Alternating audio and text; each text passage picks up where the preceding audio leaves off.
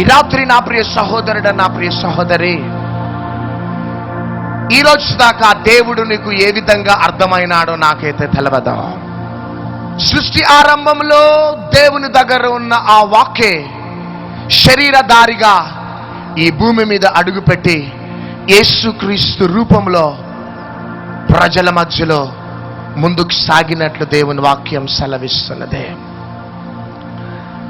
ఈ రాత్రి ఆ జీవము కలిగిన వాక్యే నీ జీవితంలో జీవాన్ని తీసుకొని రాబోతున్నది. గట్టిగా చప్పట్లు కొడదాం.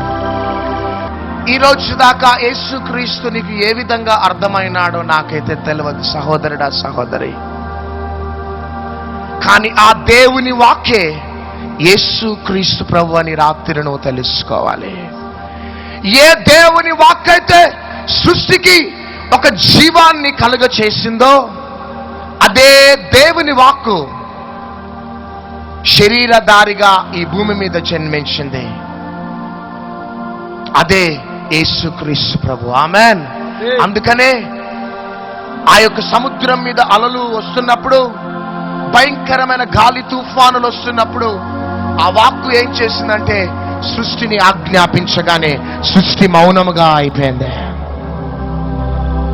మృతతుల్యం అయిపోయిన ఆ లాజరు యొక్క అవయవాల దగ్గరికి వెళ్ళి ఆ వాక్కు ప్రకటించగానే ఆ వాక్కు ఆ శరీరంలోకి వెళ్ళి జీవాన్ని కలుగచేసింది.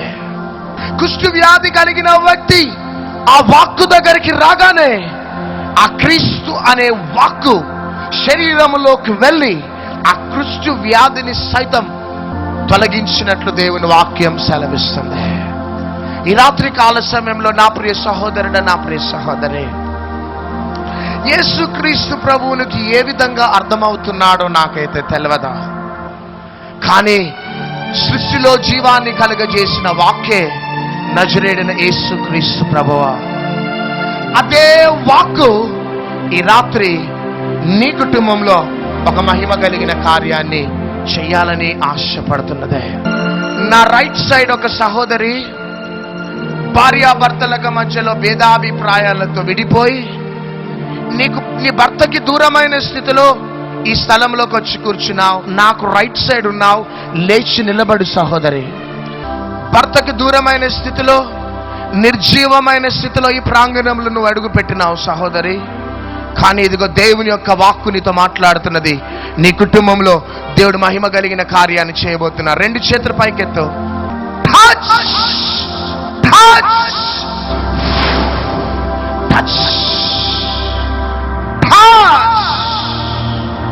In Jesus mighty name. Amen, amen, amen. దయ్యాలు లేస్తుంటాయి. దేవుని వాక్కు రిలీజ్ అవుతున్నది కాబట్టి దయ్యాలు లేస్తుంటాయి. ఎవరు కూడా డిస్టర్బ్ కావద్దు. దయ్యాలు లేచి పరిగెత్తుకుంటూ వస్తూ ఉంటాయి. వదిలిపెట్టేస్తాయండి దయ్యాలను, అంతే. చప్పట్లు కొడుతూ ఉందాం, అంతే. దయ్యాలు వస్తున్నాయి చూడండి, ఎట్లా వస్తున్నాయో పరిగెత్తుకుంటా. చప్పట్లు కొడుతూనే ఉండండి, అంతే. దయ్యాలు చూడండి ఎట్లా పరిగెత్తుకుంటూ వస్తున్నాయా. రావాలో వాక్కులో జీవం ఉన్నది కాబట్టి ఆ జీవము ప్రజలలో రిలీజ్ అవుతూ ఉంటే దయ్యాలు నిలవలేవు. వదిలేసేయండి. రా పరిగెత్తుకుంటురా, పరిగెత్తుకుంటురా. పడకడబడు, పడు పడు పడు పడు పడు పడు పడకడబడు, పడు. యేసునామములో, యేసునామములో వదిలేసేయండి. రేహెల మెహెలో హతకే నమాషి అందన. ఈ డెమాన్స్ట్రేషన్స్ అన్ని సైంటిస్టులు కానీ డాక్టర్స్ కానీ చూస్తే రియల్లీ దేవుడు ఉన్నాడని, ఆయన జ్ఞానవంతుడని నమ్మవలసినదే. చూడండి ప్రియ దేవుని బిడ్డలారా, దేవుని యొక్క వాక్కు ఎప్పుడైతే సృష్టిపై విడుదలైందో, నిరాకారముగా శూన్యముగా ఉన్న ఆ భూమికి దేవుడు ఒక పర్ఫెక్ట్నెస్ ని అనుగ్రహించడం మనం చూస్తున్నాం. అదే వాక్కు యేసుక్రీస్తు రూపంలో 2000 సంవత్సరాల క్రితం ఈ భూమి మీద జన్మించి ఆ వాక్కు ప్రజల జీవితాలని వెలిగించినట్లు దేవుని వాక్యం సెలవిస్తున్నదే. పాత నిబంధనలో మనం ఎక్కడ చూసినా దయ్యాలు లేచి కేకలు వేసుకొని కొట్టుకొని వెళ్ళినట్లు ఎక్కడ కూడా కనబడలే.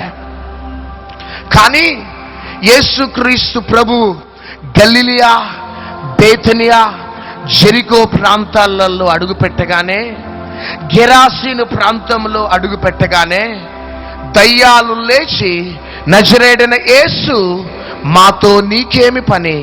మమ్మల్ని నశింపచేయటానికి వచ్చినావా? నీవెవరో మాకు తెలుసు, నీవు దేవుని కుమారుడవని దయ్యాలు కేకలు వేసి పారిపోయినట్లు దేవుని యొక్క వాక్యం సెలవిస్తున్నది. గట్టిగా చప్పట్లు కొడదాం. యేసుక్రీస్తు ప్రభు ఎక్కడ అడుగు పెట్టినా అక్కడ అద్భుతాలు జరిగినాయి, సూచక క్రియలు జరిగినాయి, మహత్కార్యాలు జరిగినాయి. ఎందుకంటే ఆ వాక్కులో జీవమున్నది కాబట్టి సృష్టి సైతం ఆ వాక్కుకి లోబడ్డట్టు దేవుని యొక్క వాక్యం సెలవిస్తున్నదే. ఈ రాత్రి కాల సమయంలో నా ప్రియ సహోదరుడా, నా ప్రియ సహోదరి, యేసుక్రీస్తు ప్రభు నీకు ఏ విధంగా అర్థమైనాడో నాకైతే తెలియదు. కానీ 2012లో మృతతుల్యమైపోయిన నీ కుటుంబంలోకి ఇదిగో 2013లో జీవము కలిగిన క్రీస్తు అనే వాక్కు విడుదల కాబోతున్నది. 2012లో జీవము లేని నీ వ్యాపారంలో యేసుక్రీస్తు అనే జీవము ప్రవేశించబోతున్నది. గట్టిగా చప్పట్లు కొడదాం. ఎంటిపోయిన నీ పరిచర్యలో, జీవము లేని నీ పరిచర్యలో ఈ 2013లో జీవము కలిగిన యేసుక్రీస్తు అనే వాక్కు నీ యొక్క పరిచర్యలో రిలీజ్ కాబోతున్నది. యేసుక్రీస్తు ప్రభు ఎక్కడ ఉన్నా అక్కడ ప్రజలు దీవించబడ్డారు, ఆశీర్వదించబడ్డారు. నా ప్రియ సహోదరుడా, నీ కుటుంబంలో దేవుని ఆశీర్వాదాలు లేవు అంటే, నువ్వు శాపాన్ని అనుభవిస్తున్నావు అంటే, ఆ జీవము కలిగిన వాక్కు నీ నుండి దూరమైనదని నువ్వు తెలుసుకోవాలి. కానీ ఈ రాత్రి నువ్వు ఎవరివైనా కావచ్చు సహోదరుడా, సహోదరే, యేసుక్రీస్తు అనే జీవము, యేసుక్రీస్తు అనే ఆ వాక్కు ఈ రాత్రి నీ కుటుంబంలోకి రాబోతున్నది. ఒక నామకార్థ క్రైస్తవత్వంలో బ్రతికిన వ్యక్తిని నేను. మందిరానికి వెళ్తూ వస్తూ ఉన్న అనుభవం నాది. కానీ క్రీస్తు అనే జీవము నా హృదయంలో లేడు. క్రీస్తు అనే జీవము నా కుటుంబంలో లేకపోవటమును బట్టి నా కుటుంబము, నేను మృతతుల్యమైపోయినా. నా జ్ఞానము ద్వారా ఏమైనా సాధించాలి అని పరిగెత్తినాను. నా హోదా ద్వారా ఏమైనా సాధించాలని పరిగెత్తినాను. కానీ ఎక్కడికి పరిగెత్తినా శాపము, శాపము, శాపమే. కన్నీరు, కన్నీరు, కన్నీరు. ఒంటరితనము, వెలివేయబడిన అనుభవమే. కానీ ఒకానొక దినమున ఒక సభలలో భోజనానికి వెళ్ళి కూర్చున్నాను. కానీ ఆ రాత్రి దైవ సేవకుల్లో నుంచి వచ్చిన ఆ యేసుక్రీస్తు అనే వాక్కు రిలీజ్ అవుతున్నది. చప్పట్లు కొడదాం. దైవ సేవకుల్లో నుంచి యేసుక్రీస్తు యొక్క వాక్కు ఆ ఆడిటోరియంస్ అంతా కూడా నిండుకుంటున్నది. అందరూ ఏడుస్తున్నారు, పశ్చాత్తాపపడుతున్నారు, అద్భుతాలు జరుగుతున్నాయి, స్వస్థతలు జరుగుతున్నాయి. ఎండిపోయిన స్థితిలో ఆ సభలలో ఎక్కడనో వెళ్ళి నేను కూర్చున్నా. కానీ అందరి దగ్గరికి వెళ్ళిన ఆ యేసుక్రీస్తు అనే జీవము కలిగిన వాక్కు నా దగ్గరికి వచ్చింది. గట్టిగా చప్పట్లు కొడదాం. నా కుమారుడా, నువ్వు ఎండిపోయినావు, జీవం లేని స్థితిలో ఉన్నావు, శాపాన్ని అనుభవిస్తున్నావు. ఇదిగో జీవము కలిగిన వాక్కును నేను. ఆమేనా. నా పేరే నజరేయుడైన యేసు. ఈ రాత్రి ఈ జీవాన్ని నీ హృదయంలో నువ్వు చేర్చుకుంటే ఎక్కలేనంత ఎత్తైన కొండకి నేను ఎక్కించబోతున్నాను.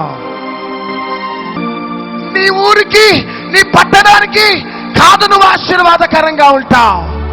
ఈ జీవము కలిగిన వాక్కుని నీ హృదయంలో చేర్చుకుంటే యావత్ ప్రపంచానికి నేను దీవెనకరంగా ఉంచబోతున్నాను. గట్టిగా చప్పట్లు కొడదాం. ప్రభు, అనేకుల మాటలు విన్నా మోసపోయినా, అనేకుల వైపు నేను చూసినా మోసపోయినా, కానీ జీవము కలిగిన వాక్కైన నీవు నా హృదయంలోకి రానాయనా, యేసు నా హృదయంలోకి రానాయనా అని ఎప్పుడైతే నేను అన్నానో, ఆ రాత్రి నా యేసు క్రీస్తు ప్రభు నా హృదయంలోకి ప్రవేశించినాడు. చప్పట్లు కొడదాం. ఆ వాక్కు గలిలయ సముద్రం దగ్గర వెళ్తూ పేతురు, యాకోబు, యోహానుని చూసి నన్ను వెంబడించు అనగానే ఆ వాక్కును వెంబడించినారు పేతురు, యాకోబు, యోహాను. సమరయ పట్టణంలో అడుగుపెట్టి సమరయ స్త్రీని చూసి నన్ను వెంబడించు అన్నదంతే వాక్కు. సమరయ స్త్రీ ఆ వాక్కును చూసి తన పాపాన్ని వదిలిపెట్టి ఆ వాక్కును వెంబడించింది. చప్పట్లు కొడదాం.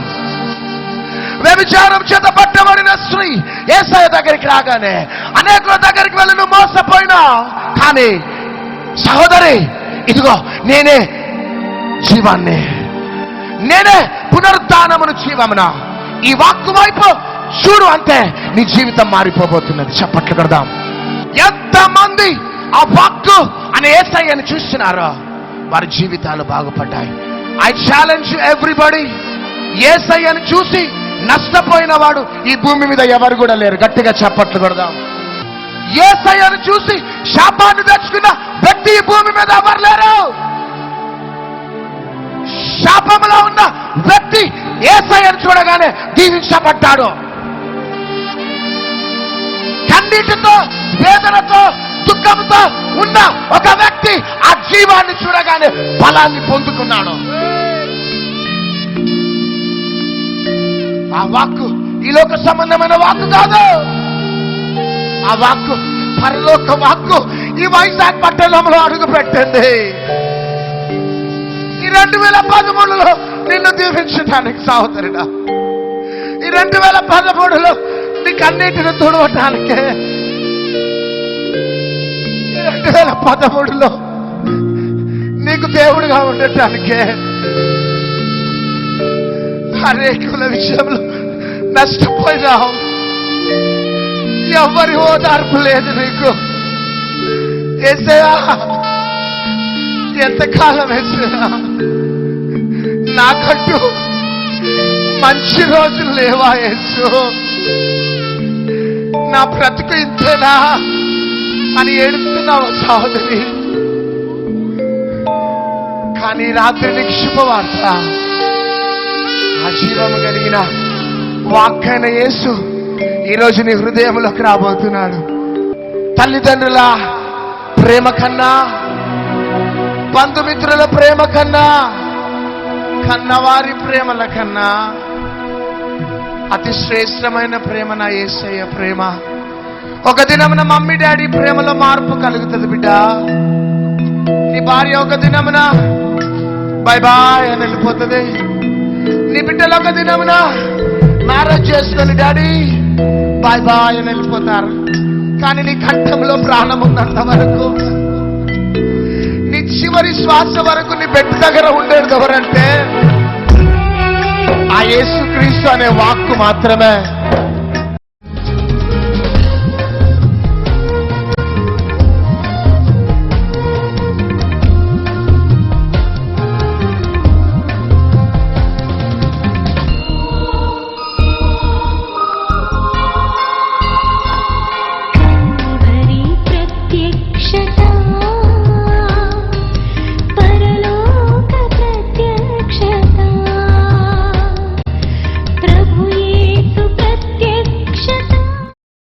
నాకు 2 years నుండి థైరాయిడ్ ఉండేదండి. మరి చాలామంది అన్నారు నీకు పిల్లలు పుట్టరు అని అన్నారు. మరి నాకు లాస్ట్ ఇయర్ December 27న మ్యారేజ్ అయింది. మరి నాకు థైరాయిడ్ సమస్య ఉండడం వల్ల డాక్టర్స్ కూడా అన్నారు పిల్లలు పుట్టరమ్మా, నువ్వు మెడిసిన్ వాడాలి అని అన్నారు. మరి లాస్ట్ ఇయర్ పాస్టమ్మ గారు మీటింగ్స్కి వచ్చానండి. January 20 అనుకుంటాను, లాస్ట్ రోజు సభల్లో వచ్చాను. అప్పుడు పాస్టర్ గారు అన్నారు నీకు థైరాయిడ్ సమస్య ఉంది, పిల్లలు పుట్టరేమో అని భయపడుతున్నావు. లాస్ట్ ఇయర్ మళ్ళీ మేము వచ్చేటప్పటికి జనవరికి నీకు కుమారుడు పుడతాడు, నువ్వు ఆ కుమారుణ్ణి దేవుని గురించి నువ్వు పెంచాలి అనేసి పాస్టర్ గారు చెప్పారనమాట. పాస్టర్ గారు ప్రవచించిన ప్రవచనాన్ని నేను నమ్మి ఎంతో విశ్వాసంతో ప్రార్థన చేశాను. మరి నేను నార్మల్ డెలివరీ అయ్యానండి. మరి చాలా మంది సిజరిన్ పడుతుంది అన్నారు. నార్మల్ డెలివరీ అయ్యాను. చక్కటి బాబుని దేవుడు ఇచ్చారు.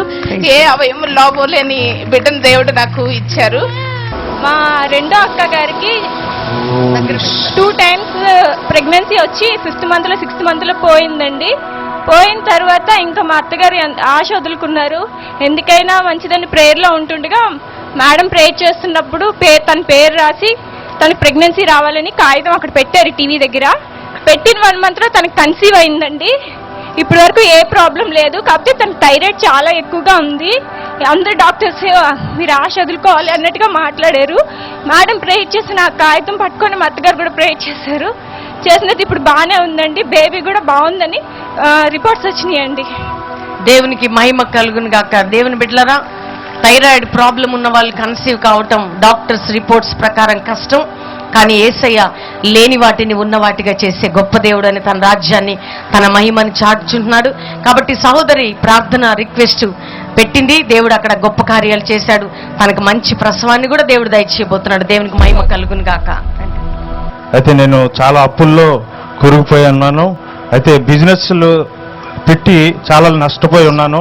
ఆ పరిస్థితుల్లో లాస్ట్ ఇయర్ జనవరిలో మీటింగ్ జరిగినప్పుడు ఫస్ట్ కాల్గా మాస్టర్ ప్రవీణ్ గారు అన్నారు, నువ్వు ఒక బిజినెస్ చేసావు, ఆ బిజినెస్లో దెబ్బతిని మళ్ళీ ఇంకో బిజినెస్ మళ్ళీ స్టార్ట్ చేసావు, ఆ బిజినెస్లో కూడా నువ్వు దెబ్బతిని ఉన్నావు, దయచేసి నువ్వు ఎక్కడున్నా లేచి నిలబడి అని ప్రవచించారు. ప్రవచించినప్పుడు నా కోసం కాదని నేను అనుకున్నాను. ఆ పరిస్థితిలో ఇంకా మళ్ళీ నువ్వు ఆలస్యం చేయొద్దు, మళ్ళీ లేమని చెప్పి మళ్ళీ పాస్టర్ ప్రవీణ్ గారు అన్నారు. అన్నప్పుడు నేను ఇంకా ఆలస్యం చేస్తుండగా నాలోనే తెలియనటువంటి దేవుని యొక్క శక్తి నన్ను లేపి నిల్చున్నట్టు చేసింది. నేను ఆడియన్స్లోనే ఉన్న సమయంలో మరి పాస్టర్ గారు టచ్ అని అన్నప్పుడు నేను ఆత్మ దేవుని తట్టుకోలేక పడిపోయి ఉన్నాను. అయితే ప్రవచించారు ఏమనంటే, మళ్ళీ నువ్వు అప్పుల నుండి కూడా నువ్వు విడుదల పొందుకుంటావని చెప్పి ప్రవచించినప్పుడు మరి ఆ రీతిగానే దేవుడు నా అప్పులన్నిటి నుండి కూడా ఆశ్చర్యకరంగా, అటు నేను వేరే అప్పు కూడా చేయకుండా ఆశ్చర్యకరంగా అప్పులన్నీ కూడా తీర్చి దానికి దేవుడు సహాయం చేశాడు. ఫస్ట్ టైం మా బాబు ఆస్ట్రేలియాలో చదువుతున్నాడండి. బాబుకి ఫీజు విషయంలో ప్రార్థన చేస్తున్నప్పుడు అసలు చాలా కష్టం అయిపోయింది. 1 గంటలో ఫీజు కట్టాలి. అయితే ప్రేయర్ రూమాలు బాబు ఒక ఫోటో మీద పెట్టి ప్రేయర్ రూమాలు చేసినప్పుడు బాబుకి 2 లక్షల రూపాయలు వాళ్ళ ఫ్రెండ్ ఇచ్చారండి. తర్వాత నాకు బ్రెస్ట్లో కాయలు వచ్చాయి. అప్పుడు డాక్టర్ చెప్పారు ఇది టెస్ట్ చేయించుకోవాలన్నారు. టెస్ట్కి వెళ్ళే ముందు నూనె రాసుకొని ప్రార్థన చేసుకున్నప్పుడు నాకు ఏమీ లేదు, అంత నిల్లని చెప్పారు. 90 ఏళ్ళ ఆవిడ మా అమ్మగారు పడిపోయారు. ఫాస్ట్ గారితో ప్రార్థన చేయించినప్పుడు చనిపోతారని చెప్పారు. అయినా దేవుడు మా అమ్మని స్వస్థపరిచారు. ఇప్పుడు చాలా బాగా నడుస్తుంది, బాగా ఉందండి. మీటింగ్స్ చాలా ఆశీర్వాదకరంగా ఉన్నాయి వైజాగ్ పట్టణానికి. ఈ మీటింగ్స్కి వచ్చి నిన్న వచ్చాను, ఈరోజు వచ్చాను. చాలా ఆత్మీయంగా బలపడ్డాను నేను. విశాఖపట్నానికే గొప్ప ఆశీర్వాదకరంగా మరి మా జీవితాల్లో కూడా గొప్ప సంతోషాన్ని ఆనందాన్ని ఇచ్చి నిజంగా ఈ మీటింగ్స్ ద్వారా చాలా బలపడటానికి అనేక అద్భుత కార్యాలు స్వస్థ కార్యాలు జరగటానికి దేవుడు కృప చేశాడు. మా విశాఖపట్నానికి దేవుడు ఎంతో గొప్ప కార్యం చేశాడు. భయము భక్తితో కూడుకున్నది. మీరు అందరూ వచ్చి ఈ యొక్క ఆశీర్వాదాలు పొందుకోవాలని నా యొక్క అనుభవపూర్వకంగా మీకు తెలియజేసుకుంటున్నాను. ప్రజలు తప్పుదోవలను పడుతున్నారు. యువతి చాలా తప్పుదోవలు పడుతుంది. వాళ్ళందరికీ ఇలాంటి మీటింగ్స్ ద్వారా దేవుని రాజ్యానికి చేరుకునే అవకాశం ఉంటుంది. చాలామంది అందరూ సాతాను శక్తుల ద్వారా సాతాను శక్తికి లోనయ్యి సాతానుతో ప్రేరేపించబడి చాలా తప్పులకి లోనైపోతున్నారు. అందుచేత ఇలాంటి కార్యక్రమాలు అంటే ఇలాంటి మీటింగ్స్ ద్వారా యువతి ఎంతో మేలు పొంది దేవుని రాజ్యంలో చేరడానికి చాలా అవకాశం ఉంటుంది. ప్రత్యేకంగా నేను ఎప్పుడు ఇట్లాంటి మీటింగ్స్ రాలేదు. బట్ టుడే స్పెషల్గా గాడ్ నాతో స్పెషల్గా మాట్లాడాడు. చాలా స్పెషల్. నా అవసరతలన్నీ తీర్చబడింది. నేను మిరకిల్స్ ఎక్కువగా నమ్మను, బట్ స్పెషల్లీ లైవ్గా చూసిన తర్వాత real God is doing. Pastor Praveen గారి ద్వారా దేవుడు చాలా అద్భుతమైన కార్యం చేస్తున్నాడు. Thanks a lot to God. Pastor garu is spirit filled and whatever he does and whatever is all the people are giving testimony is real. So it is not as pastor told, it is acting or nothing of acting. It's real. God is real. Jesus is the living God, loving. ఇక్కడ నేను కొత్తగా వేసింది ఏంటంటే నా కళ్ళు మూసుకుపోయి నేను ఎంత తెరిచినా తెరలేకపోయాను. యాక్చువల్గా నేను ఇలాంటివి సాధారణంగా నమ్మను, కానీ ఇక్కడ చూసిన దాన్ని బట్టి దేవుడు అలాంటి క్రియలు చేస్తున్నాడని నమ్ముచును.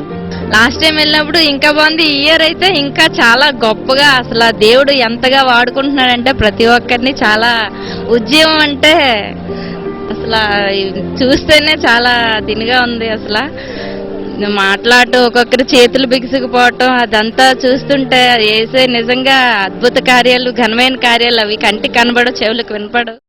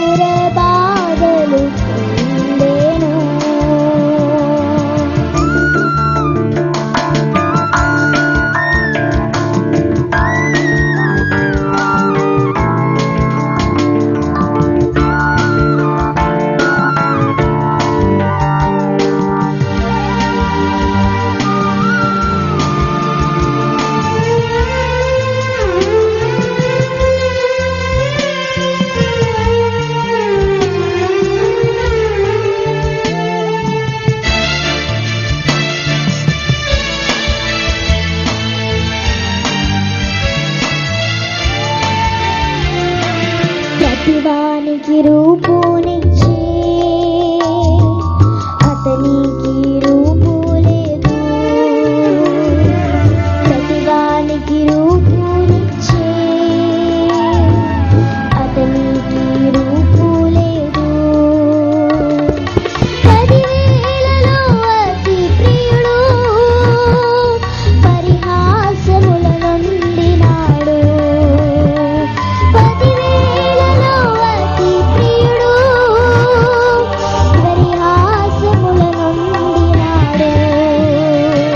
నీ కోసమే, అది నీ కోసమే, నీ కోసమే, అది నీ కోసమే.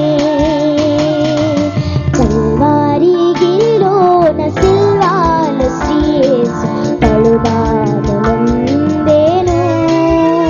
ఘోర బాధలు పొందెను.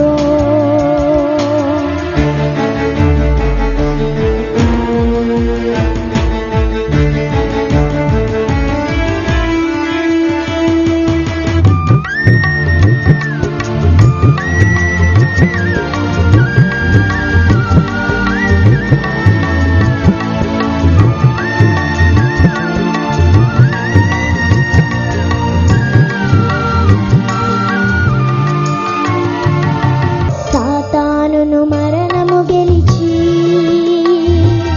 పాతాళ మందు పూడ్చి, సాతానును మరణము గెలిచి